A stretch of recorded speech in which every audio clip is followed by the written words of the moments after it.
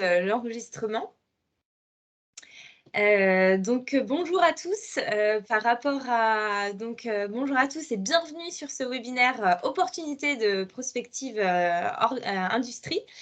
Donc moi, je suis Caroline Thibault, en charge de prospective industrie et je suis accompagnée ce matin parce que ce webinaire est co-animé par le service veille technologique et stratégique du CETIM. Donc je présenterai les intervenants par la suite.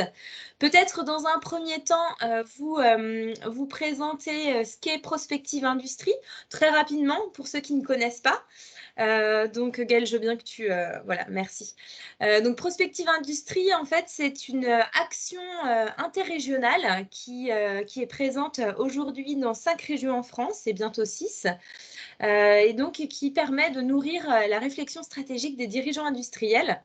Donc tout au long de l'année, en fait, Prospective Industrie a lieu tout au long de l'année. Elle se caractérise en fait en 3 temps.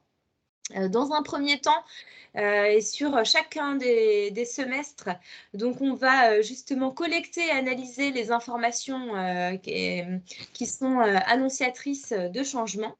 On va essayer de capter autour des dirigeants industriels, des spécialistes, des chercheurs et autres personnes, donc des équipes CETIM notamment également, toutes les informations pour détecter un petit peu les signaux faibles. On les analyse, on crée une analyse systémique avec 2 autres personnes qui travaillent avec moi, Benoît Clouet et Isabelle Nourry. Et puis, suite à ça, le temps fort de Prospective Industrie, c'est notamment les rencontres présentes dans différentes régions, 2 fois par an, donc souvent à l'été et puis en fin d'année, où là, en fait, on réunit les dirigeants industriels pour présenter les signaux et justement qu'il y ait un partage des réactions, des échanges autour des signaux présentés. Donc voilà, l'intérêt, comme certains nous le disent, de prendre de la hauteur aussi sur ce monde qui bouge et essayer de le comprendre et voir les répercussions très opérationnelles aussi que cela peut entraîner pour les dirigeants industriels. Pour information, cette initiative, elle est née initialement donc en Pays de la Loire il y a plus de 10 ans maintenant. Voilà, donc les rencontres. Il y a également, comme vous y êtes présents aujourd'hui, ces webinaires opportunités marché pour regarder aussi, peut-être à plus court terme, des opportunités de business en termes de développement pour votre entreprise.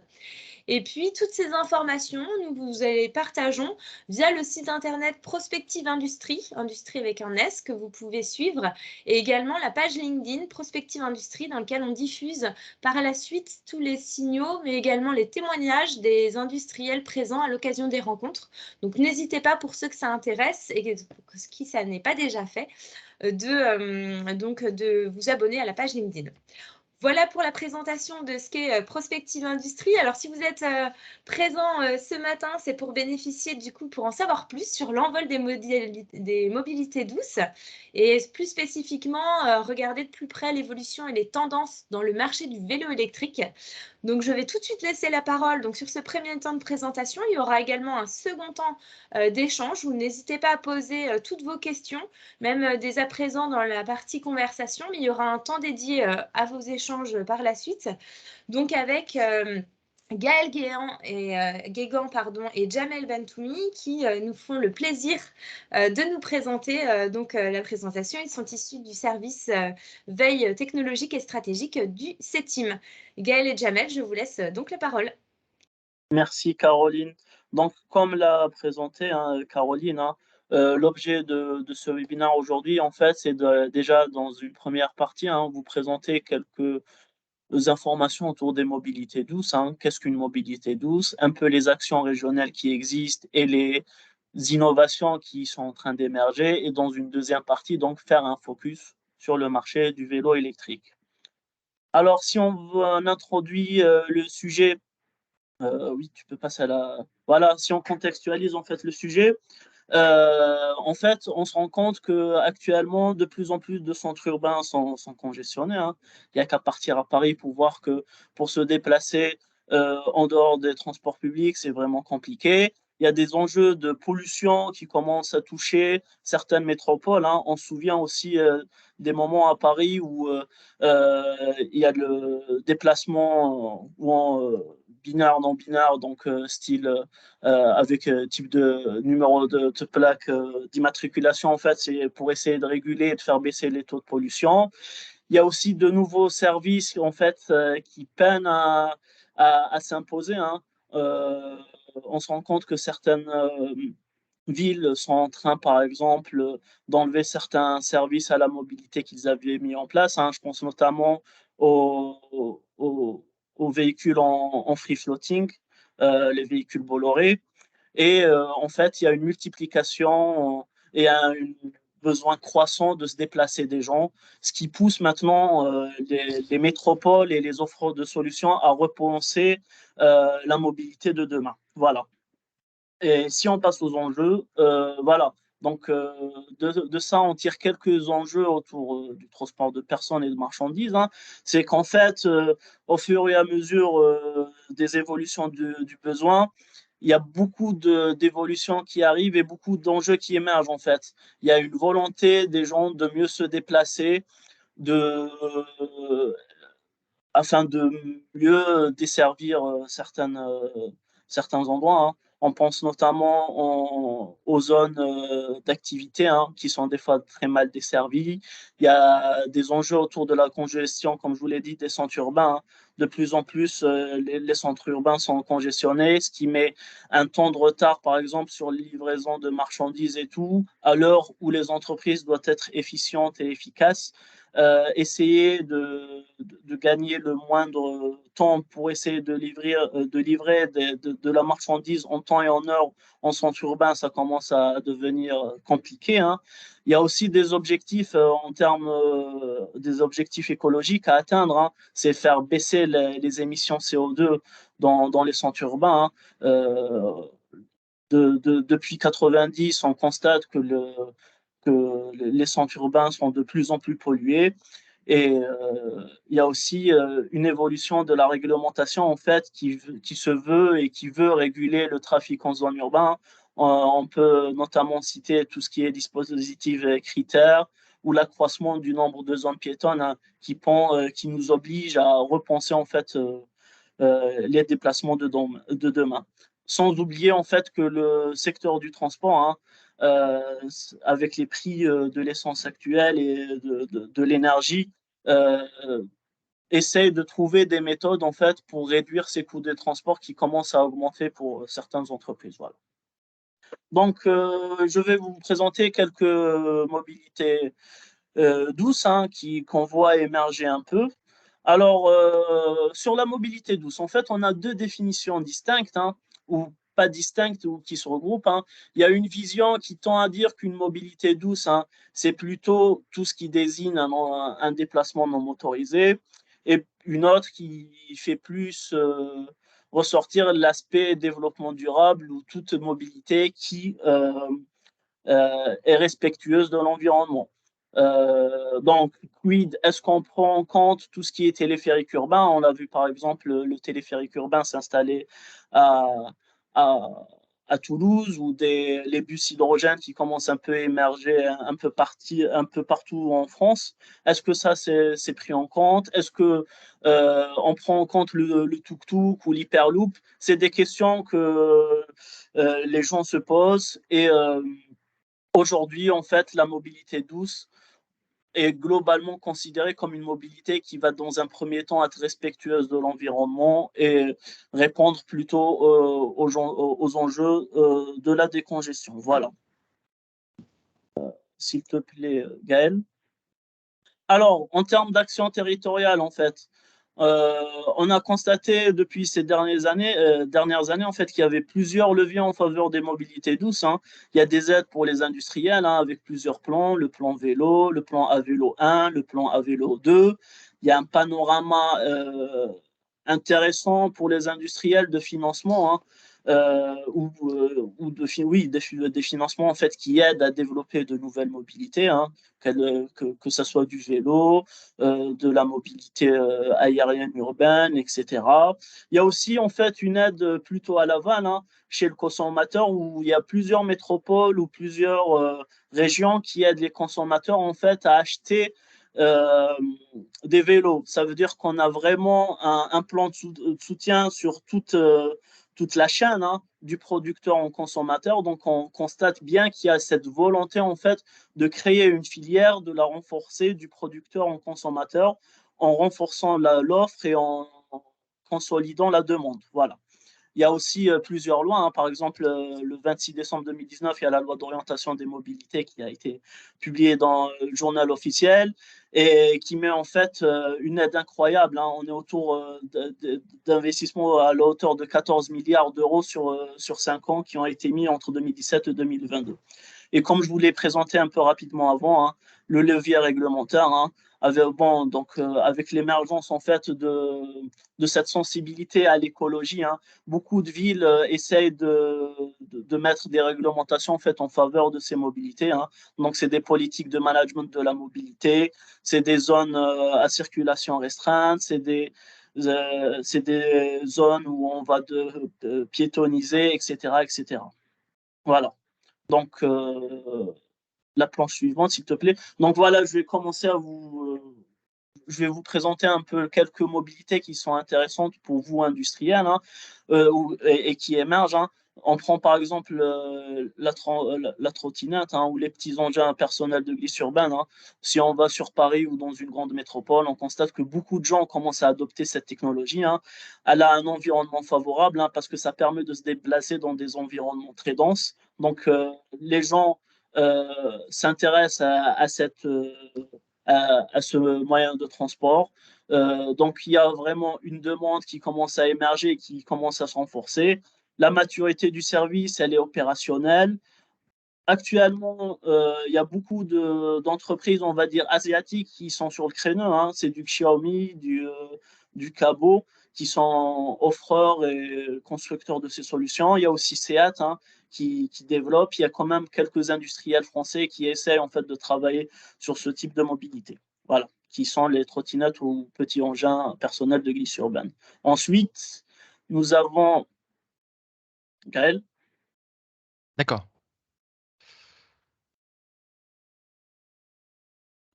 Voilà. Oui. Ensuite, oui, voilà, on a les scooters en libre service et en free floating, hein.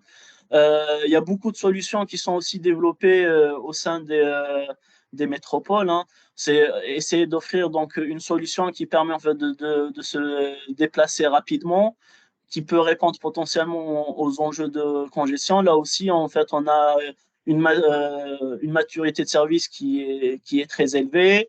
Les gens adoptent de plus en plus ces moyens de transport, hein. Après, l'accessibilité, elle est moindre, hein. Bon, on a l'exemple, par exemple, de Paris ou Berlin qui mettent à disposition, qui autorisent la mise en place de ce genre de service, ou Bordeaux et Barcelone, voilà, qui autorisent, par exemple, ça dans l'hypercentre.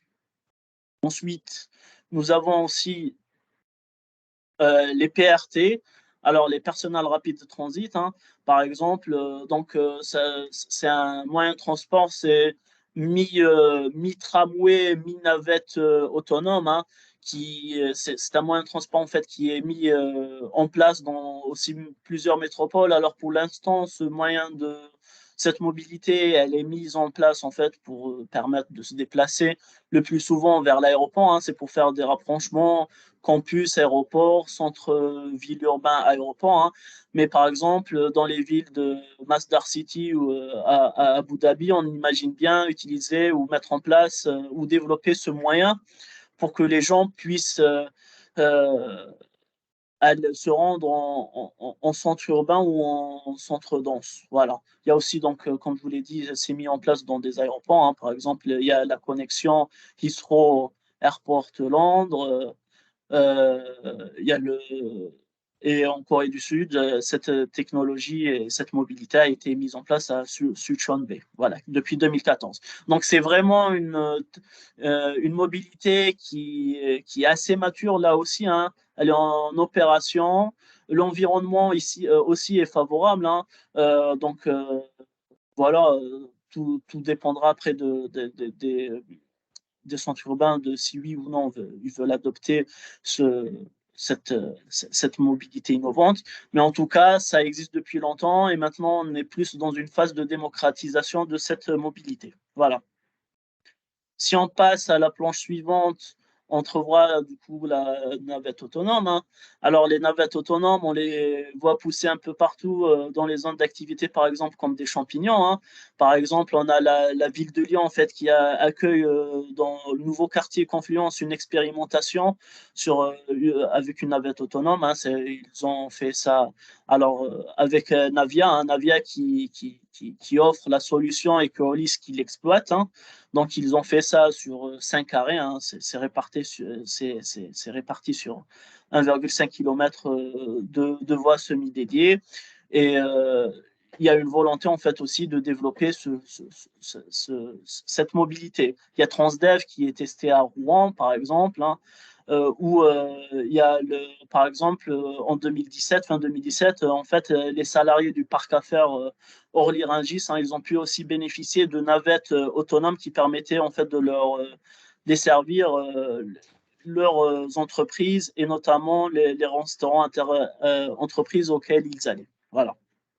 On a aussi Harry, hein, une solution qui a été testée. Alors là, les ascenseurs horizontaux, c'est aussi une solution qui est imaginée en fait, hein. Je ne sais pas si vous avez eu l'occasion de regarder Charlie et la chocolaterie, hein. Donc, on voit cette idée d'avoir d'ascenseurs horizontaux qui permettraient en fait de connecter les ondes de gratte-ciel, hein. Cette solution commence à être imaginée pour être mise en place en Allemagne. À Dubaï, on aimerait bien le faire en fait pour connecter des zones hyper denses où il y a beaucoup de gratte-ciel, hein. L'idée, c'est de connecter avec un ascenseur horizontal un gratte-ciel et un centre commercial. Là aussi, on est sur une maturité de service qui est au niveau du coup du concept, hein. Il n'y a pas encore de solution qui, qui est développée ou qui est assez mature pour en parler, mais il y a ThyssenKrupp, hein, qui commence à imaginer cette solution et qui commence à la tester pour essayer de l'appliquer un peu partout. Voilà. Puis, nous avons donc les mobilités personnelles. Là c'est pas Charlie et la chocolaterie, mais c'est plutôt le retour vers le futur, hein. C'est des solutions en fait de skateboard volant. Il y a Endo en fait qui espère, grâce à la lévitation magnétique, développer un skateboard en fait qui va s'inspirer de celui de Marty McFly, hein. Alors, pour l'instant, le prototype, il est estimé aux alentours de 8 000 €, mais avec une augmentation de la production, ils estiment que les tarifs vont baisser. Et là aussi, c'est un moyen de transport innovant qui tend à se développer et à être adopté. Enfin, nous avons les taxis volants, hein. Les taxis volants, c'est aussi un truc vraiment innovant, hein. Donc là, on a Airbus qui est offreur de solutions et qui est offreur de solutions, et Uber qui est exploitant, mais qui aussi essaie de développer en coopération avec la NASA cette solution. Alors là, la maturité de service, on est autour du concept et de prototype, mais on estime passer à une phase d'industrialisation en fait dès 2024, hein, parce qu'il y aura des taxis volants pour les Jeux Olympiques 2024, hein, où ça va faire le lien entre le village olympique et les différents sites, hein. Là aussi, il y a cette technologie qui arrive, qui émerge, qui est intéressante pour vous, industriels. On a des grands acteurs dessus, Airbus, Bellcopter. Et il y a aussi beaucoup de startups dessus, hein. Je pense aussi à Volocopter qui a commencé en startup et qui commence à grandir, hein, et qui commence à proposer cette solution. Là, par contre, sur les taxis volants, on est plutôt sur un marché de niche, hein, mais qui va tendre à se développer au même niveau que le marché de l'hélicoptère, ce qui va potentiellement offrir une opportunité intéressante pour les industriels français. Voilà. Et maintenant, je vais passer la main à Gaël qui va vous faire un focus sur le vélo électrique et vous présenter tout dessus. Voilà. Bonjour à tous. Alors, juste avant, je pense que c'est important de retrouver un petit peu le contexte aussi je reviens un petit peu plus sur terre, là, on va dire, sur la pratique du vélo. La pratique du vélo en France a vraiment beaucoup évolué ces 10 dernières années, hein. Alors, bon, déjà, on a un retour du vélo qui se voit de façon assez significative dans les centres-villes, hein. Pour donner un exemple, sur Paris, on a une évolution de plus de 30% entre 2010 et 2018. On a à peu près 10% en moyenne par an à Lyon, plus de 50% à Bordeaux sur 2015-2019. Donc aussi dans des villes moyennes comme La Rochelle, bon, qui historiquement avait beaucoup investi dans ces moyens de déplacement doux. Voilà, sinon une forte hausse du vélo pour aller au travail aussi, hein. Donc dans les centres-villes des grandes villes, le vélo s'est vraiment développé auprès des actifs pour les déplacements domicile-travail, c'est une chose. Bon, c'est un motif qui est vraiment structurant dans les chaînes de déplacement. Une hausse aussi du nombre de pratiquants, donc pratiquants occasionnels du vélo en hausse et la non-pratique en régression, c'est-à-dire qu'il y a vraiment tout le monde s'y met, on va dire. Le développement phénoménal aussi donc, de notre sujet du jour sur les vélos à assistance électrique, quasi invisible. C'était un marché il y a 10 ans qui a connu vraiment une croissance très importante avec un doublement du marché en 2017. Et depuis, ça a encore beaucoup évolué. Une croissance importante du marché en valeur. Si le marché du vélo était vraiment en régression ces 10 dernières années en volume, l'arrivée du marché du VAE, donc vélo à assistance électrique, tire toutes les ventes vers le haut avec une hausse de chiffre d'affaires des ventes de plus de 50% en 10 ans, ce qui est quand même vraiment significatif. Une hausse des fabrications françaises aussi, hein. Le chiffre d'affaires du secteur de la fabrication des vélos et des pièces de rechange a augmenté de presque 60% en 10 ans, passant de 344 à 539 millions d'euros. Même si la balance commerciale du vélo reste encore largement déficitaire. L'augmentation importante des investissements des collectivités qui ont fait ces dernières années des efforts très importants d'aménagement et d'investissement dans les politiques cyclables en milieu urbain et sur les véloroutes, les voies vertes, etc. Donc on voit bien qu'il y a des investissements très importants des collectivités sur ces sujets parce que ça entoure aussi le marché du vélo. Une croissance très importante et des retombées économiques du tourisme à vélo aussi, hein. C'est des efforts qui payent aussi pour les régions, pour les collectivités, puisque les retombées du tourisme à vélo ont augmenté de presque 50% en 10 ans, avec 5,1 milliards d'euros par an. Et en 5 ans, les retombées économiques de la Loire, par exemple, à vélo, ou du réseau de véloroutes et de voies vertes en Bretagne, ont plus que doublé. Les impacts qui atteignent plus de 100 millions d'euros par an sur la Vélodyssée, ça s'appelle comme ça. Il s'agit d'un tourisme à plus forte retombée, près de chez soi, qui utilise beaucoup plus le train et tous les moyens à faible impact environnemental. Après, il y a aussi tous les points d'appui qui ne manquent pas aussi pour donner au vélo sa place en France, hein. Donc, les efforts des collectivités dans un contexte de fracture territoriale à conditions identiques, notamment dans les centres-villes, les collectivités investissent vraiment fortement dans le vélo. C'est celles-là qui vont obtenir des résultats aussi, hein. Évidemment, il faut investir pour que ça fonctionne quand même, hein. Le taux d'utilisateur est directement lié au linéaire d'aménagement cyclable par habitant. C'est un peu technique, mais on voit qu'il y a vraiment des liens entre les investissements qui sont faits par les collectivités et le nombre d'utilisateurs. Les Français font du vélo là où il fait bon en faire et où les collectivités se sont donné les moyens pour qu'il en soit ainsi. Tout est dit. Donc un potentiel considérable de transfert modal aussi, hein.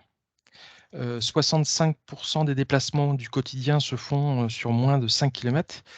Et sur les déplacements cibles du vélo, la part modale de la voiture individuelle est de 65% entre 1 et 2 km, 73% entre 2 et 3,5 km et 78% de 33,5 à 7 km. Voilà, ça vous donne un peu une idée. Donc voilà, le VAE devient un outil majeur pour réduire la fracture territoriale. Il allonge fortement les portées moyennes de déplacement avec des distances domicile-travail qui passent de 4 à 8 km. Et puis une fréquence de pratique qui est beaucoup plus importante avec 1900 km parcourus par an contre 300 sur un vélo classique. Donc, vous voyez qu'on étend vraiment les distances grâce à ce moyen de vélo à assistance électrique. Bon, et puis un lien évidemment avec la montée en gamme du vélo. Hein. Il y a peu de lien entre le nombre de vélos vendus et la pratique du quotidien. La montée en gamme, par contre, elle est fortement corrélée avec l'augmentation de la pratique. Plus on achète un vélo cher et plus on pratique. Plus on pratique, plus on a tendance à prendre un vélo de qualité, etc. Enfin, voilà, Alors, si on regarde un peu plus près les chiffres, là, l'industrie européenne du vélo, on voit que voilà, les ventes de vélos traditionnellement, on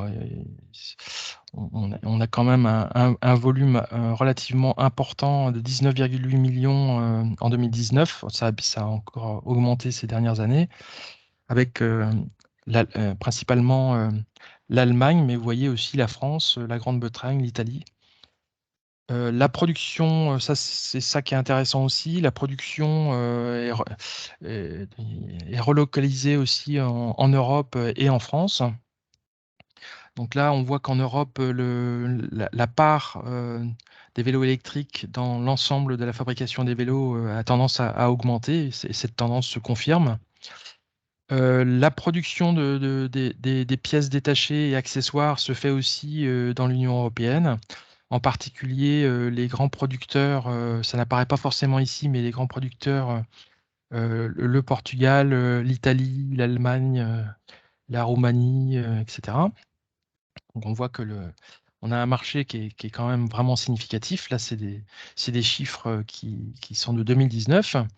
Et puis un emploi non négligeable également. Vous voyez, 60 000, on a même certainement dépassé largement ces chiffres-là depuis.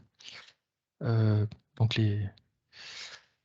on voit plus précisément, vous voyez que les principaux pays en termes d'emploi, c'est l'Italie, l'Allemagne, le Portugal, puis ensuite la Pologne, la Hollande et la France. Hein. Donc on voit qu'il y a un développement de l'emploi qui est très important voilà, ces 10 dernières années hein, et qui dépasse assez largement les progressions comparatives dans l'automobile. Voilà, pour vous donner encore d'autres chiffres, on voit qu'en termes de production de VAE, voilà, on a les principaux marchés autour de l'Allemagne, du Portugal, voilà,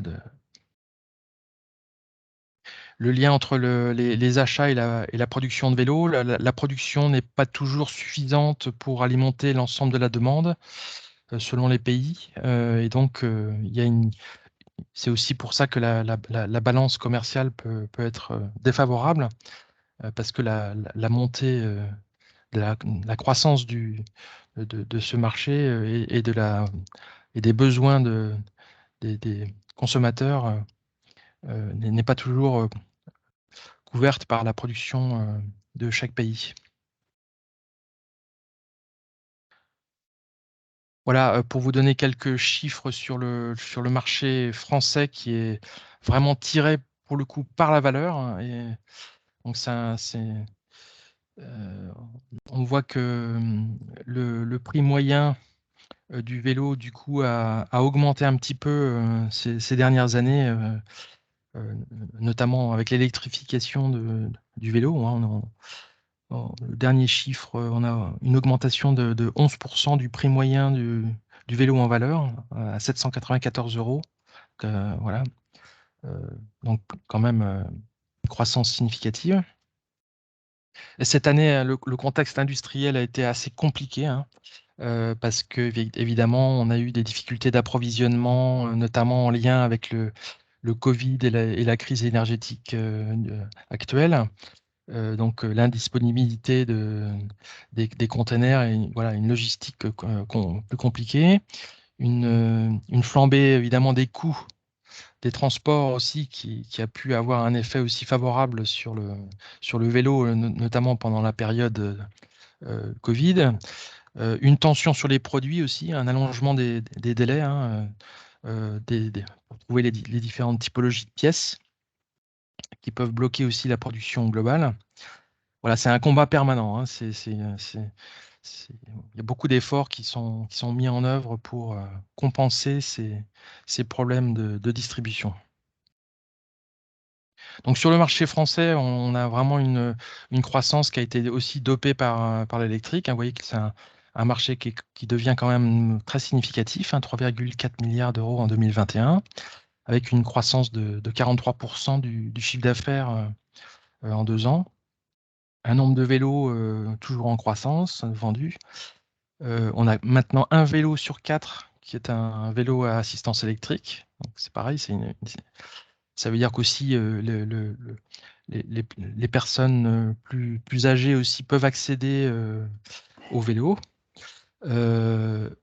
Voilà, donc pour vous donner un peu maintenant une idée sur la répartition globale de ces emplois sur le territoire, on va dire 3 grandes régions. On en voit un peu plus là, mais on a beaucoup de fournisseurs et d'entreprises qui sont situées en Pays de Loire, et puis je vais dire au sens large dans la région centre, Aura, la région Auvergne-Rhône-Alpes d'autre part, et puis classiquement la région, on va dire plus Hauts-de-France et Centre-Val de Loire aussi. Voilà, et puis se rajoute aussi le Grand Est. Là, on a les grandes régions. Historiquement, notamment, on va voir dans le détail un petit peu plus les entreprises, mais vous voyez que ça représente à peu près un bon 2100 salariés en France. Donc voilà, c'est quand même assez significatif. Là, pour vous montrer un peu à nouveau les grandes régions, mais plus à travers des exemples d'entreprises. Donc, vous voyez, on a notamment la manufacture française du cycle, voilà, qui historiquement reprend un certain nombre de grandes marques déjà connues par le passé. On a la région Hauts-de-France avec les entreprises qui travaillent dans le giron de Decathlon, hein, notamment Jetlan. Voilà, on a des entreprises qui ont vraiment émergé comme Moustache Bikes, qui est une entreprise maintenant, une belle ETI dans le Grand Est. Et puis tous les sous-traitants aussi hein, que l'on voit ici dans la région Aura, hein, Auvergne-Rhône-Alpes, tous les sous-traitants de jantes, de roues, de machines d'assemblage, de vélos et de fabricants de roues également. Hein. Là, on regarde un peu plus le positionnement des acteurs dans la chaîne de valeur. Donc, on a donc des équipements, ce qu'on appelle les cadreurs, donc ceux qui fabriquent le cadre, hein, qui est vraiment la pièce maîtresse du vélo. Ensuite, les équipementiers qui viennent de rang 1, de rang 2 et de rang 3, qui viennent ajouter des caractéristiques, des sous-ensembles. Et puis, on arrive à la partie assemblage, voire des entreprises qui peuvent aussi transformer ou remettre à niveau des vélos. Hein. Ça fait partie aussi de la chaîne de valeur, jusqu'à des recycleurs qui aussi assurent la collecte et le recyclage des vélos pour soit utiliser les composants, soit en faire d'autres vélos ou d'autres applications à partir de ces vélos.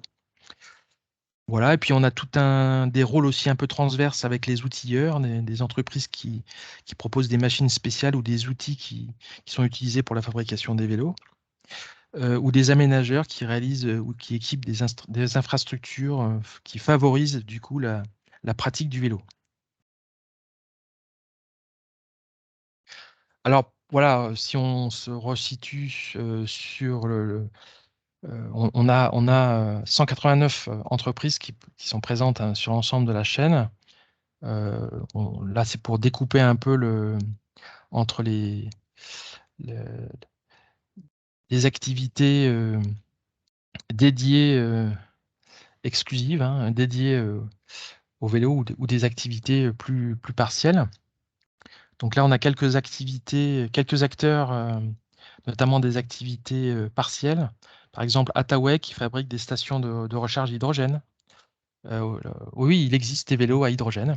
Donc, on a une entreprise française dans le sud de la France là, qui fabrique des vélos hydrogène.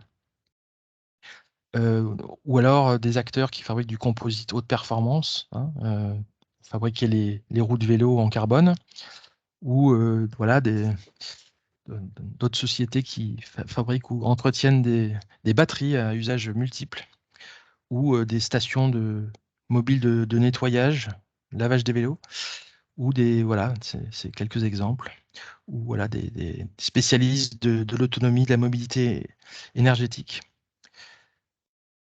Donc voilà, 70% des entreprises sont quand même plutôt ciblées sur cette filière industrielle, et puis donc d'autres acteurs qui ont plutôt des rôles plus diversifiés. Alors voilà quelques exemples qui montrent vraiment la montée en puissance du vélo électrique. C'est tous les équipementiers automobiles et les constructeurs automobiles qui investissent dans le vélo. Vous avez ici des exemples assez pertinents autour de Valeo qui a présenté un système d'assistance électrique pour vélo qui s'appelle le Valeo Smart e-Bike System, qui repose vraiment sur leur expertise 48 volts et leur savoir-faire évidemment dans le domaine automobile, et puis aussi à travers les startups qu'ils ont pu reprendre, notamment Effigear dans les boîtes de vitesse automatique adaptative à 7 vitesses. Bon, là, même chose pour Bosch, qui a lancé aussi des systèmes pour développer les motorisations VAE, et qui a développé aussi des systèmes de technologie de freinage, technologie ABS, et des systèmes intelligents pour la navigation connectée. Vous voyez, donc ça permet aussi de faire des innovations associées. Volkswagen qui a développé notamment un cargo e-bike et un nouveau véhicule plus pour le fret, voilà, qui fonctionne avec un moteur de 250 watts qui peut atteindre des vitesses jusqu'à 25 km/h.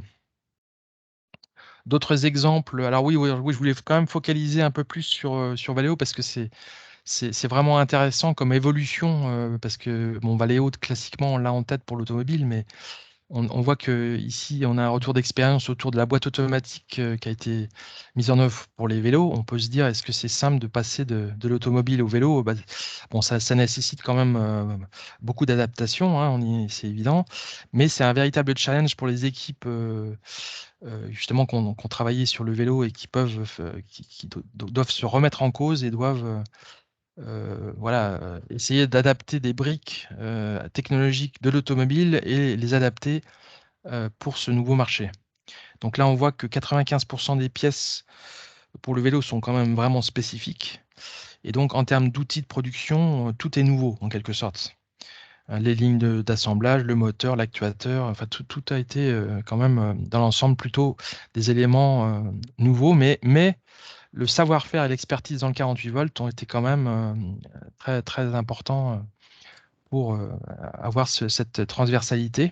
Et puis, il y a aussi un facteur important, c'est que, voilà, peut-être, il y a quelques différences entre le vélo et l'automobile aussi, c'est notamment le service après-vente. Hein, dans le monde du vélo, le magasin qui constate une panne ne va pas appeler le fabricant du vélo, plutôt le fournisseur du vélo, donc Valeo. Donc là, la force de Valeo, ça va être d'avoir une entité dédiée au service, qui est bien outillée pour du service après-vente ou de l'accompagnement, voilà, pour aider les gens notamment à se former.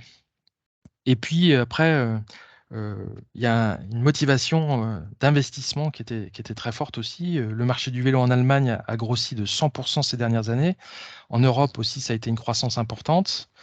Et on sait que 60% des personnes qui participent à cette croissance n'ont jamais fait de vélo auparavant, hein. Donc, et alors, Valeo voyait là-dedans 3 grands marchés. L'Europe, où la législation impose une vitesse maximum de 25 km/h. Les États-Unis, où les cyclistes peuvent rouler jusqu'à 33 km/h. Et les speed bikes, qui répondent à une législation de type L1, où ils ont une plaque d'immatriculation qui les autorise même à aller jusqu'à 45 km/h. Donc on voit qu'on doit adapter en fait à des marchés spécifiques des possibilités. Donc les engins voilà, doivent pouvoir s'adapter à chaque marché. Pour continuer, les équipements, les industriels, l'automobile aussi multiplient voilà, les rachats de start-up et investissent dans ce secteur. Michelin, par exemple, s'est associé avec Mobivia pour produire un vélo électrique. GM qui s'est mis au vélo électrique avec 2 premiers modèles commercialisés en Europe, qui sont illustrés sur votre droite. L'électronicien Actia, que vous connaissez peut-être dans le domaine de l'off-road, veut proposer ses expertises dans les domaines de la mobilité électrique de la voiture connectée, mais aussi dans le vélo connecté. Donc c'est un équipementier qui se positionne pour le coup dans tous les systèmes d'électrification de vélo et toutes les fonctionnalités de connectivité associées. On voit ici quelques exemples voilà, sur votre droite. Donc notamment, ils ont produit des modules électroniques et des logiciels pour piloter la charge et la décharge de packs batterie, par exemple. Mais aussi, ils proposent des moteurs roues et des moteurs pédaliers. Voilà, d'autres exemples, Ford qui défie ses concurrents sur le marché des trottinettes électriques. Daimler et BMW qui ont également lancé un service de trottinette. Seat, comme on l'a dit tout à l'heure aussi. Bonta, qui est un équipementier spécialiste des fonctions hydrauliques, qui va investir 40 millions dans le vélo électrique. Denso, que vous connaissez, qui est un deuxième plus gros équipementier auto, voilà, qui a investi aussi dans des startups. Skoda, qui se lance dans un vélo, notamment avec le Clement, qui est un espèce d'hybride entre le vélo et le scooter de 25 kg. Harley Davidson, enfin bon, je peux multiplier les exemples.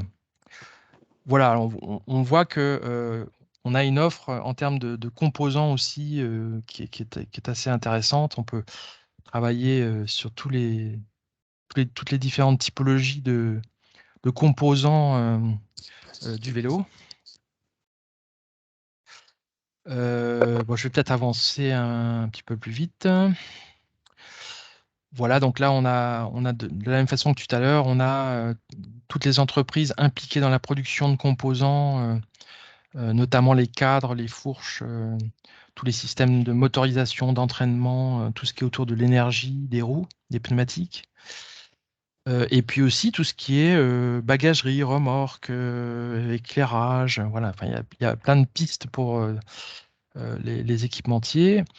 Donc voilà, 35% à peu près des acteurs qui proposent des éléments plutôt de structure, des cadres notamment, et 18% qui proposent plutôt dans les familles 2 et 3 que je viens d'évoquer. Maintenant, si on regarde en termes de vélos complets, on a en plus des typologies de vélos différentes, avec des vocations un peu différentes, des vocations plus urbaines, sportives, plus touristiques, ou des usages plus spéciaux sur lesquels on va revenir.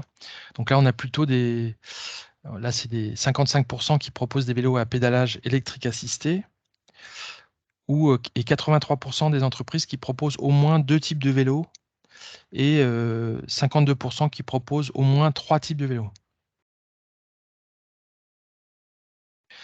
Un petit focus aussi parce que c'est un vrai phénomène, hein, on ne le voit pas forcément encore beaucoup en France, mais en Europe, c'est vraiment significatif. C'est les vélos cargo qui jouent un rôle important pour éviter les transports motorisés de marchandises. Il y a de nombreuses villes européennes qui ont mis en place des programmes de subvention pour ces vélos cargo. Voilà, ça peut être pour une utilisation commerciale, pour des entreprises, voilà, pour on peut pas, toutes les formes d'utilisation de vélos cargo sont vraiment en augmentation, hein. On voit ici tout un ensemble d'exemples, hein. On a vraiment un vélo pour chaque besoin. Vous voyez que c'est pour transporter des enfants, pour du fret, pour voilà. Vous pouvez voir sur Internet, l'imagination est au pouvoir. Il y a vraiment énormément de possibilités. Il y a d'ailleurs des choses assez étonnantes. Enfin, c'est vraiment des voitures qui permettent de transporter euh, tout un tas de typologies de marchandises. Les vélos cargo jouent aussi un rôle important pour éviter le transport motorisé de marchandises, hein, parce que il y a de nombreuses villes ont mis en place des programmes de subvention pour l'aspect transport de marchandises et pour les utilisations commerciales. On voit ici qu'on peut économiser de l'argent si on fait un comparatif avec un véhicule automobile. Si on regarde les coûts associés, alors peut-être qu'on aurait dû comparer vraiment. Peut-être que là, on peut critiquer le fait que c'est pas tout à fait comparable, mais disons, ça donne quand même une idée entre un petit véhicule électrique, même sans conducteur, et puis un vélo cargo. On voit que la tendance risque de se développer de façon très importante. Alors justement, le vélo cargo, mais aussi tous les vélos qui sont dédiés à ce phénomène qu'on appelle la cyclo-logistique ou la cyclomobilité des professionnels, qui est en plein boom. Hein. On voit que ça permet de réduire très fortement les nuisances portées par des flottes de véhicules utilitaires légers, et tout en répondant à toutes les nouvelles normalisations des centres-villes, avec notamment les zones à faible ou à très faible émission. Donc il y a une transition vraiment vers la cyclo-logistique en ville. On peut compter 109 entreprises dans ce domaine. Alors quelques grands acteurs comme la Poste qui a développé une stratégie vélo depuis longtemps et qui passe des commandes de nouveaux vélos cargo. Amazon qui porte des projets importants aussi en vue d'être au rendez-vous en 2024 et permettre une livraison 100% décarbonée en partie à vélo. Et puis DB Schenker qui est un grand acteur allemand aussi qui développe des solutions de vélo cargo. Enfin, là, c'est pour ne prendre que les gros, mais on voit qu'il y a vraiment un développement de la cyclo-logistique et notamment de ces typologies de vélos. Alors voilà, en synthèse, ce que l'on voulait vous dire, c'était qu'il y avait vraiment une montée en puissance continue et significative du vélo à assistance électrique voilà, partout dans le monde, hein, particulièrement en Europe, et de l'intérêt que portent aussi non seulement les constructeurs et équipementiers automobiles, mais aussi d'autres acteurs. Je pense à un exemple d'entreprise qui a pu investir dans ce domaine, c'est par exemple Seb, par le biais de ses prises de participation, qui a investi. Voilà, c'est pour montrer qu'il y a un phénomène autour du vélo électrique. L'évolution des pratiques aussi de mobilité qui devrait vraiment faire émerger de nouvelles technologies douces de déplacement, hein. Jamel, vous avez évoqué le transport rapide personnalisé. Là, je vous ai mis encore un autre exemple de ce transport rapide personnalisé qui est le projet Urban Loop, qui est un projet, je vais dire, collectif qui a permis de développer aussi cette forme de déplacement, on va dire, dans des capsules. Je crois que c'est au début du mois de juillet que le prototype définitif va être présenté de cet Urban Loop là, qui est ici sur plus des modèles de prototypes. Ouais. Et puis évidemment, les applications qu'on appelle le MaaS, la Mobility as a Service, qui offre qui permettent d'offrir des itinéraires complets avec différentes compositions modales, avec différents critères de choix. Est-ce qu'on veut aller plus ou moins vite? Est-ce qu'on a beaucoup de marchandises ou de bagages à transporter? Voilà, tout doit être rendu plus simple, plus pratique, et avec des systèmes de paiement facilités également. Et puis évidemment, le dernier kilomètre, tout ce qui est autour du dernier kilomètre, de nouvelles plateformes et de nouvelles solutions de transport propres et autonomes sont en plein essor. C'est dû au développement notamment du e-commerce, de la livraison à domicile, voilà, de tous ces aspects. Et je dirais même, on n'a pas trop focalisé là-dessus ici, mais il y a un développement parallèle aussi de la robotique, notamment des systèmes de transport qui suivent par exemple un piéton, c'est-à-dire qui permettent de déplacer des charges lourdes, mais en étant à pied. Oui, ça commence à se démocratiser dans les pays nordiques, ça. Les petits robots qui livrent voilà, mais les même, courses et tout, ouais. même en France, hein, il y a des exemples. Hein.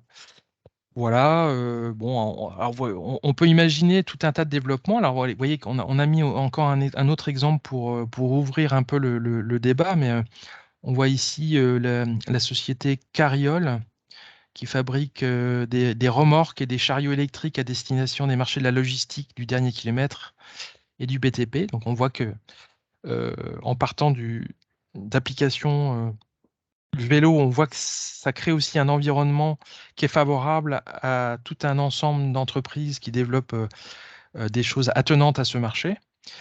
Et puis, on peut aller jusqu'à imaginer des choses un peu plus farfelues. Ici, je vous ai montré pour rigoler un porte-outil à pédales légers muni d'assistance électrique aussi pour atteler des outils agricoles légers. Voilà, donc ça a été développé voilà, l'AgroZouk, voilà, c'est juste une petite illustration marrante, mais bon, c'est sérieuse, hein, qui est réelle et qui a des applications réelles dans le maraîchage. Plein d'initiatives dans ce domaine, effectivement. Voilà ce que on voulait vous dire. Très bien.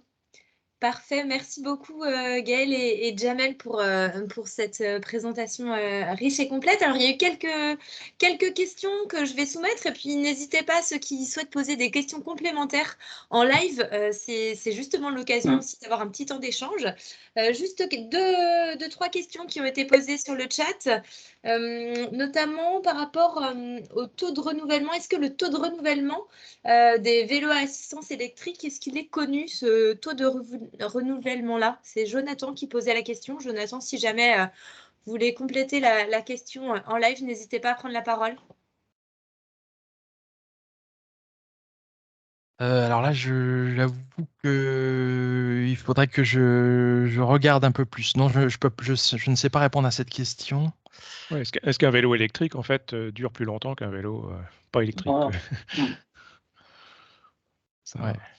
Alors, il y a quelques données que moi je peux vous fournir en fait sur, par exemple, les vélos cargo. Hein. Vu la charge, par exemple, transportée, on sait qu'un vélo cargo, il a un taux de renouvellement élevé. Parce que en fait, les composants actuellement mécaniques qui sont développés en fait pour des vélos simples, on va dire pour transporter en personne, sont les mêmes utilisés pour des vélos cargo qui sont censés en fait transporter des charges plus lourdes. Donc, par exemple, sur un vélo cargo, certaines pièces, notamment les cassettes des vélos, hein, sont changées, par exemple, au bout de 500 km. Voilà. Là où une cassette dans un vélo normal, elle est changée au bout de 5000, 6000 km.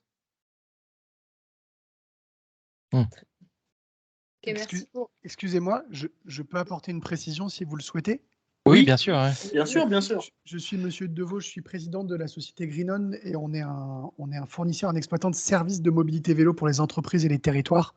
Ouais. Donc la durée de vie des vélos, ça nous parle directement parce que c'est un paramètre économique qu'on suit. En fonction, évidemment, ça dépend beaucoup de la qualité du vélo. Comme vous l'avez montré dans vos présentations, il y a un peu à boire et à manger sur le marché. Ouais. C'est très compliqué d'avoir une donnée moyenne. Puis après, ça va dépendre évidemment, comme vous venez de le dire, Jamel, de la sollicitation, donc de l'utilisation des vélos, de la finalité des vélos.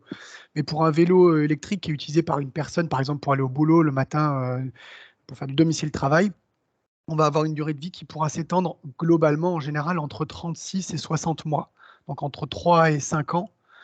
Et entre 3 et 5 ans, en fait, apparaissent en général les premiers signes de fatigue des éléments constitutifs qui font la valeur et l'intérêt du vélo électrique, à savoir sa batterie et son moteur. Ouais. Ça ne veut pas dire que le vélo il est mort, on peut en général lui prolonger sa vie, notamment à la faveur des acteurs que vous avez cités qui travaillent sur le recyclage ou la revitalisation des batteries. Mais par contre, en général, vous avez déjà un premier cycle de vie qui peut commencer à arriver. Sachant que en fait, plus la batterie elle va s'émousser, comme c'est une réaction chimique, moins elle va avoir de capacité et donc moins vous irez loin avec une charge complète. Ce qui n'est pas problématique parce qu'en général, une batterie elle vous amène au moins à 60 ou 80 km lorsqu'elle est pleine et les usages moyens d'un vélo électrique c'est entre 10 et 20 km pour la plupart des utilisateurs. Donc vous avez un peu de temps et votre batterie elle peut perdre de la capacité sans que ça nuise à votre utilisation. Et voilà, c'est juste pour apporter quelques compléments sur cette question. Ouais, bah merci beaucoup. Ouais. Je vous en Merci prie. beaucoup Yann de cette précision. Il y a plusieurs questions, je me permets de compléter. Du coup, quels sont les sites, Gaël, tu évoquais tout à l'heure Valeo, quels sont les sites Valeo qui ont des activités dans le domaine du vélo? Alors, Laurent et Bruno ont notamment répondu l'île d'Abo en Isère, a priori. Est-ce qu'il y a d'autres sites Valeo qui justement travaillent par rapport à l'exemple en lien avec le vélo? Jamel aussi, s'il... Oui, moi j'ai en tête le centre en Isère hein, des labos. Non, non. Ouais. Non, je suis désolé, faudrait que je pourrais répondre a posteriori et vous dire ça, mais là, j'ai pas l'information, non. Vous aurez les coordonnées de Jamel et Gaël sur la présentation qu'on vous enverra. Donc, si jamais vous avez des questions plus spécifiques et plus complémentaires, n'hésitez pas aussi à vous rapprocher d'eux. Une autre question, de Franck, l'arrivée de constructeurs automobiles sur le marché du vélo ne condamne-t-elle pas toutes les startups sur ce marché? Pas forcément. Ça dépend en fait du business model. Hein. Moi, je vais faire un parallèle avec par exemple les taxis volants où on trouve des acteurs de l'aéro, des acteurs de l'auto et des startups. Hein. Bon, après, c'est vrai, des fois, les startups sont rachetées par des plus grands acteurs hein, pour qu'il y ait un transfert technologique, mais ça ne condamne pas forcément la startup. Hein. Moi, je prends l'exemple toujours de Volocopter par exemple, le taxi volant. Volocopter, à la base, c'est une startup et qui essaie de s'imposer et qui s'impose hein, au milieu d'Airbus, où il y a Eong aussi, qui est une startup chinoise, qui s'impose au milieu d'acteurs traditionnels de l'aéro et de l'auto. Voilà. Oui, tout à fait. Oui. Et puis, il y a quand même des vraies réussites dans le domaine des vélos. Hein. Enfin, moi, l'exemple de Moustache Bikes, je crois que c'est un bon exemple de réussite, mais il y en a plein d'autres. Hein. Donc, on peut percer même en tant que start-up, non? Je pense que. Bon, Après, il y a une histoire de modèle économique. Hein. Voilà. On voit d'ailleurs, quand on étudie un peu les différentes startups, qu'il y a des modèles économiques un peu différents. C'est-à-dire que quand on a, par exemple, un savoir-faire dans une partie du vélo, on peut faire des collaborations avec des équipementiers pour les autres parties, et puis monter en gamme, et puis petit à petit faire de plus en plus de composants soi-même. Enfin, voilà, chacun trouve un peu un modèle économique qui lui convient, en fait. Il y a une petite sélection naturelle, on va dire, qui se fait au niveau des startups. Hein.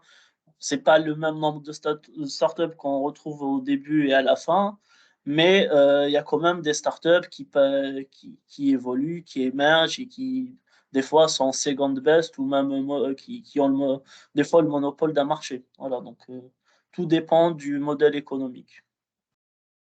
Très bien, merci pour vos retours. Je crois que Jonathan voulait prendre la parole et puis il y a d'autres questions également qui continuent dans le chat. Donc pour ceux qui souhaitent poursuivre avec nous, n'hésitez pas, on va décaler un tout petit peu, mais pour laisser la place aux questions. Avec plaisir. Ouais. Jonathan, est-ce que vous voulez prendre la parole? Je voyais lever la main. Oui, vous m'entendez là, c'est bon? Alors on vous entend, mais de très loin. Est-ce que c'est possible de pousser un petit peu le son de votre voix ou de votre son? Je vais aller alors. Oui, je voulais juste rebondir là sur la première question que j'ai posée. Je vous remercie de vos précisions. En fait, moi, ma question, elle était liée en fait à connaître, avoir une vision, si vous voulez, de la production annuelle en mode stabilisé du site, que ce soit d'ailleurs VAE ou cycle plus traditionnel. Là, on est effectivement en phase de croissance, mais une fois qu'on aura atteint la maturité, voilà, est-ce qu'on a une idée à peu près des volumes annuels de ce marché?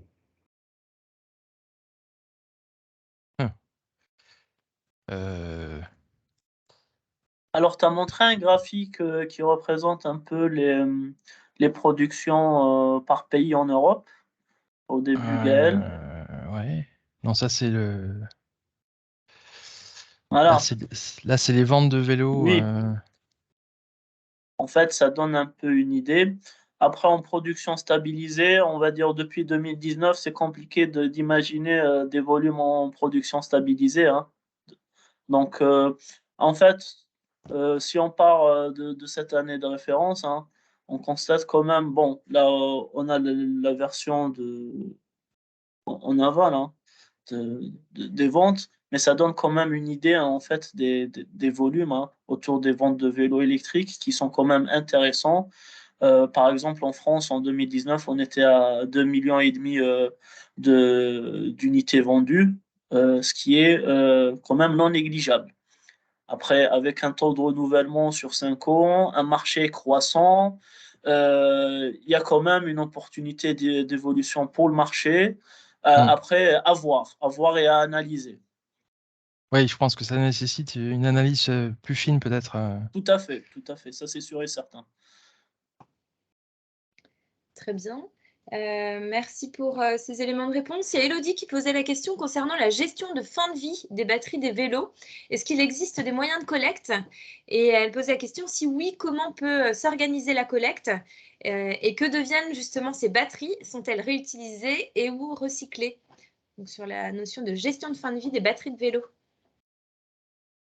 Alors, je vais apporter un peu une pierre à l'édifice où je ne vais pas complètement répondre à la question, hein, mais avec la mise en place en fait des RAP, hein, de la responsabilité élargie du producteur, hein, qui les oblige maintenant, qui oblige certains producteurs à gérer en fait les déchets ou la gestion de fin de vie des batteries, des vélos ou des véhicules, hein. Il y a quand même une filière qui commence à être mise en place, hein. Par exemple, il y a beaucoup de startups aussi qui travaillent en fait sur l'éco-conception des batteries des trottinettes électriques, hein, pour pouvoir en fait les gérer en fin de vie et leur donner une seconde vie. Après, est-ce qu'il y a un truc de construit, de clair? Pour l'instant, j'ai pas d'informations. Mais en fait, la mise en place de cette responsabilité élargie du producteur va forcément obliger la filière des mobilités, hein, que ce soit auto, camion, transport aérien ou même vélo, hein, à mettre en place en fait des solutions pour gérer la fin de vie des vélos et des batteries de leurs composants. Voilà. En tout cas, pour l'automobile, il y a une utilisation qui se développe pour une seconde vie, hein, donc pour utiliser les batteries, parce que pour d'autres usages que pour l'automobile.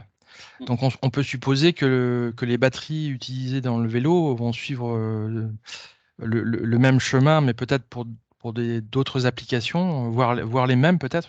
Faudrait creuser un peu plus le sujet, mais donc il y a de la place pour une seconde vie. Alors moi encore, il n'y a pas très longtemps, j'ai rencontré une entreprise alors vous allez me dire, c'est peut-être pas très écologique, mais qui a trouvé un moyen de réutiliser et de redonner une nouvelle vie aux batteries au plomb de l'automobile et qui permet de prolonger de façon assez considérable plusieurs vies, hein, on va dire, ces batteries. Donc c'est pour donner juste un exemple.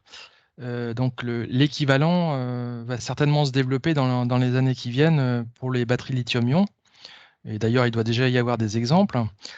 Et donc, on peut supposer que pour le vélo, ce sera exactement les mêmes types de technologies qui permettront de valoriser ces batteries.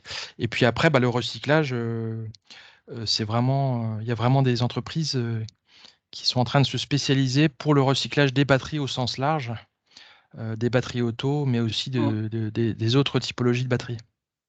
Ouais. Très bien. Hervé, est-ce que c'est une réaction par rapport à cette question que... Oui, tout à fait, par rapport au recyclage des batteries. Ça doit être en 2019 qu'a été instaurée une taxe, une écotaxe, de la même façon que sur l'électroménager, sur les batteries. Donc, il y a à peu près chaque fabricant de vélo reverse 7 à 8 euros à on ne sait pas trop qui pour mettre en place la filière de recyclage des batteries. Force est de constater, 3 ans après, qu'il n'y a absolument rien qui est existant pour la récupération de ces batteries. Le problème n'est pas encore très très prégnant puisque ça fait, on va dire, 5 à 10 ans que le vélo électrique se développe, avec des cycles de vie qui sont aux alentours de 3 à 5 ans. Mais ça va arriver et aujourd'hui, il n'y a absolument rien qui se développe sur le sujet. Oui, parce que par contre, pour l'automobile, ça existe. Il y a vraiment des entreprises significatives qui récupèrent les batteries automobiles, quoi. Je veux dire aussi que le volume de batteries à récupérer, malgré le nombre, la croissance énorme du vélo, mais les quantités qui sont vraiment très petites, n'incitent pas à investir sur le sujet. Oui, donc effectivement, il faudra peut-être prendre le relais de filières existantes qui incorporeront le recyclage de ces batteries-là. Mais pour l'instant, il n'y a rien. D'accord. Merci pour ces compléments, Hervé. Je vous propose de prendre 3 dernières questions qui ont été posées. Et puis par la suite, bien sûr, si vous avez d'autres questions, comme je vous l'indiquais, n'hésitez pas à recontacter Gaël et Jamel par la suite, puisque de toute manière, cet après-midi, je vous enverrai la présentation et également le replay de ce webinaire. Il y avait Yann qui avait levé la main, Caroline, peut-être. Alors Yann, je pense que c'était tout à l'heure, à moins que vous ayez une autre réaction, mais je pense que c'était... Oui, alors c'était pour tout à l'heure, mais j'ai une autre question, du coup j'en profite, c'est pas très poli, mais il fallait pas me donner la parole. Non, je tire un tout petit peu la couverture à moi, c'est de bonne guerre. On a beaucoup parlé industrie, alors moi je débarque un peu on m'a transmis l'invitation et comme je suis dans le milieu du vélo, ça m'intéressait. J'avais peut-être pas vu le prisme qui est très industriel. On n'a pas du tout parlé service finalement, et c'est quand même la finalité de la chose, ni entreprise de service. Sans toutes les entreprises de service, finalement, tout ce qu'on peut fabriquer comme mouton à 5 pattes et 5 roues ne serait pas vendu. C'était un choix juste du webinaire de se focaliser sur l'industrie ou ça fera l'objet d'une prochaine présentation, ou qu'en pensez-vous? Est-ce qu'il y a un mot à dire sur ce sujet? Voilà. C'est juste une petite remarque. En tout cas, c'était top, à part ce point qui me pique un tout petit peu, je trouvais ça super. Donc, merci beaucoup. Alors peut-être je vais répondre dans un premier temps. Effectivement, l'idée de ces opportunités, ces webinaires opportunités marché, c'est vraiment de répondre aux opportunités pour les industriels de la mécanique et de la métallurgie en particulier, de l'intérêt de ces filières-là. Donc là, c'est vrai que le point de départ et le travail que nous avons pu, ce projet de webinaire, c'était vraiment d'adresser aux industriels, pour répondre à votre question, Yann, les intérêts, les opportunités qu'ils peuvent y trouver sur la filière. Après, je vous laisse compléter, du coup, Gaël et Jamel, s'il y a d'autres éléments en lien avec les services que vous voulez rajouter. Mais c'est vrai que la cible principale, bien sûr, c'est de voir le sujet et de traiter le sujet pour les industriels, en tout cas dans le cadre de ce webinaire spécifiquement, Yann. Ok, ça me paraît plus clair pour moi, en tout cas. Merci beaucoup. Oui, après, effectivement, il y avait... il y avait disons une illustration à travers Valeo, mais c'est vrai que vous avez raison. Justement, l'aspect service, on voit bien que c'était dans l'exemple de Valeo, c'était la force de Valeo, puisque ils sont bien outillés pour du SAV, pour de l'accompagnement et pour développer des formations, des choses comme ça. Donc, pour ne donner que cet exemple-là.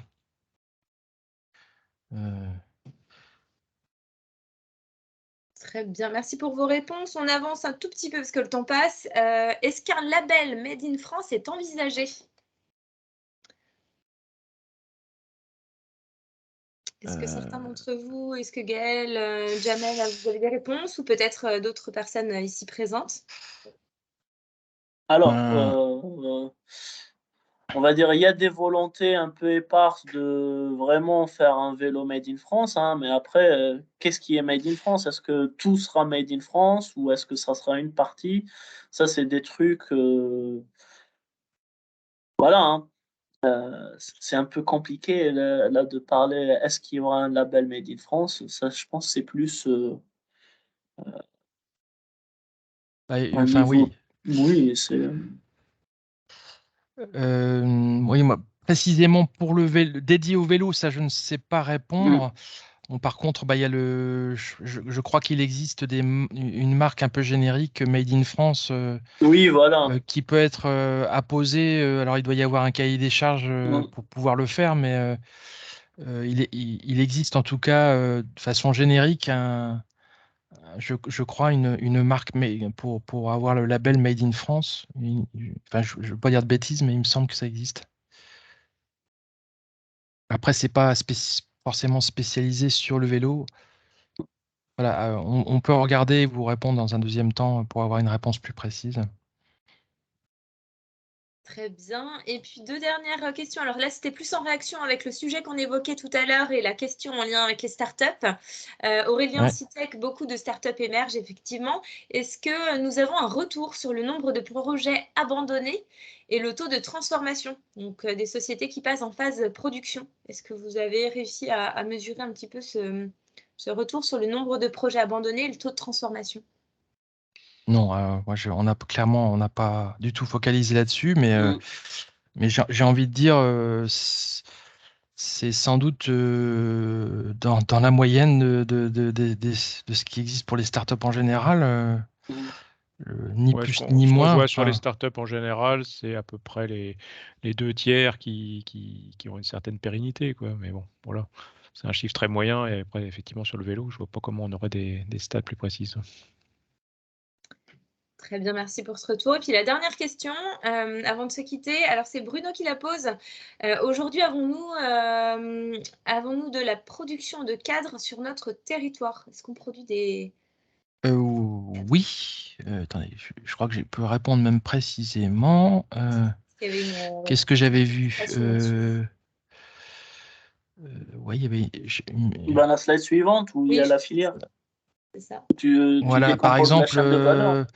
voilà Voilà. les cycles Catin, les cycles Daniel Guédon, Cyclic et Rimba Bike, apparemment, ce sont des entreprises spécialisées dans le cadre.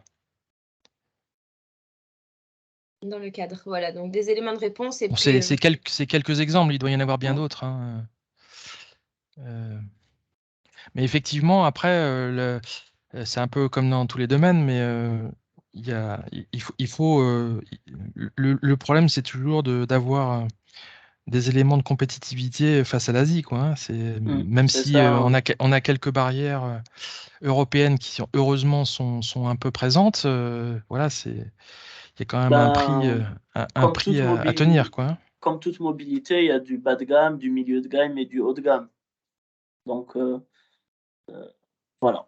Mais on voit quand même voilà, que ces taxes un peu aux frontières, enfin, ça permet quand même de redynamiser notamment cette filière en France, hein, enfin, parce que la compétition n'est pas égale, là, comme on dit.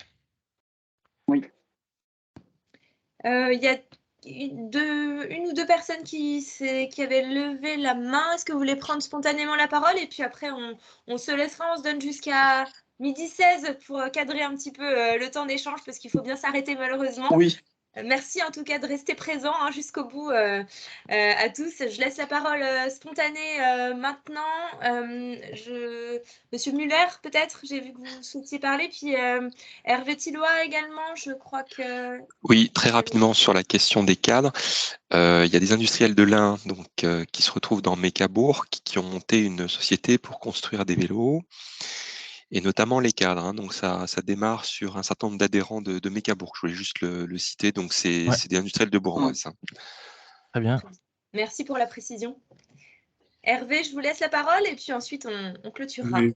Tout à fait. Pour rebondir sur la construction de cadres, c'est effectivement le nœud du problème parce que un vélo, c'est un cadre. Et il y a 99,9% des cadres qui sont produits en Chine et en Asie. L'industrie du cadre a complètement disparu, non seulement de France, mais aussi d'Europe, et qui nécessite des investissements pour récupérer et recréer un savoir-faire qui n'existe pas sur le cadre métallique.